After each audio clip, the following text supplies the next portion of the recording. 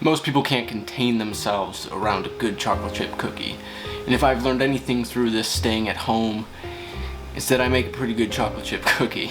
So in this video, I'm going to be teaching you the recipe that I've come up with during the stay at home for a really good, just classic tasting chocolate chip cookie. Let's go downstairs and make it. But before diving into actually assembling or making our chocolate chip cookies, it's probably a good time to go and wash your hands. Also, if you like this video, give it a thumbs up, put some comments in the comment section for other people to reply to, and hit the subscribe button and the notification bell. Now we should get into making these cookies.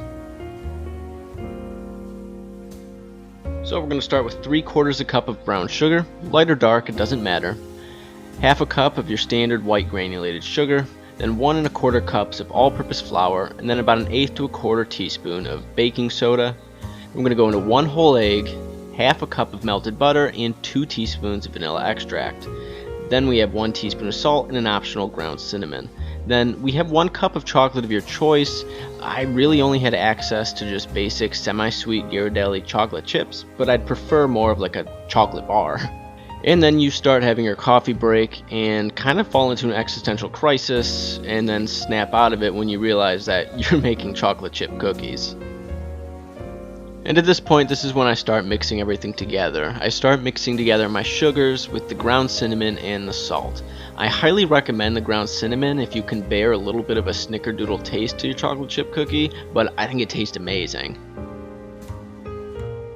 After we get those in, I'm going to just kind of mix those together a little bit, make it a little bit more homogenized. I don't get too crazy with that. And then, now that you realize that your butter is almost solidified again, you mix in that mixture that I have my egg, the butter, and the vanilla extract all in one, and you want to get to a point where it starts to actually just sort of ribbon. It's a little bit thick right here, but it's still very workable and it's still yielded a very good product.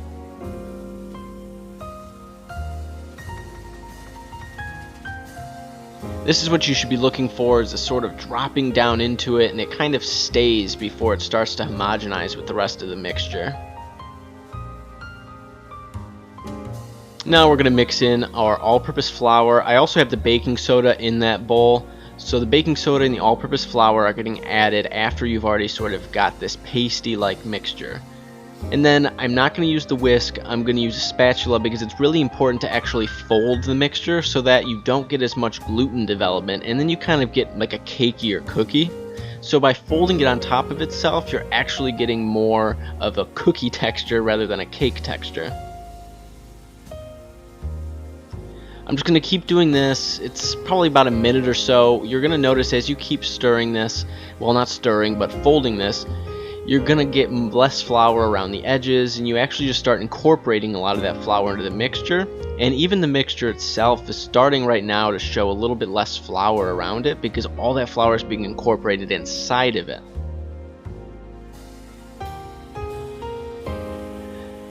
Now that it's come together, I like to mix about 3/4 of the chocolate chips that I'm going to be using into this actual mixture because I'm going to save the rest of the chocolate chips to actually place on top.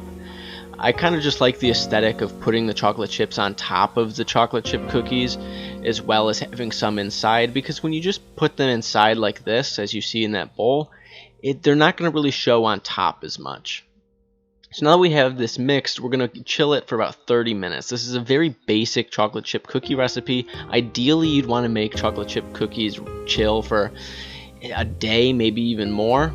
So this is what it's looking like before we put it into the refrigerator to chill for 30 minutes. And like I said, those chocolate chips are going to be placed on top once we formed our balls before they go into the oven. Now the easiest way to form the chocolate chip cookies, what you're going to put onto the baking tray, is to just use an ice cream scoop. I also, for a lot of these, kind of helped form it a little bit more into a ball, but just using an ice cream scoop is pretty much just the easiest way to do it.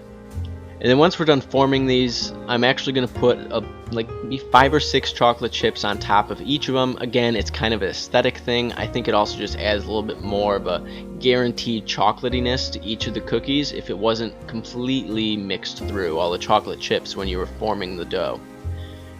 And then once we're done putting them on the tray and putting the chocolate chips on, we're going to bake it at 350 for about 17 minutes.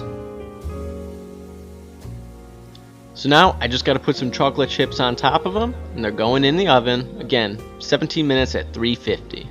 And this is what they'll look like.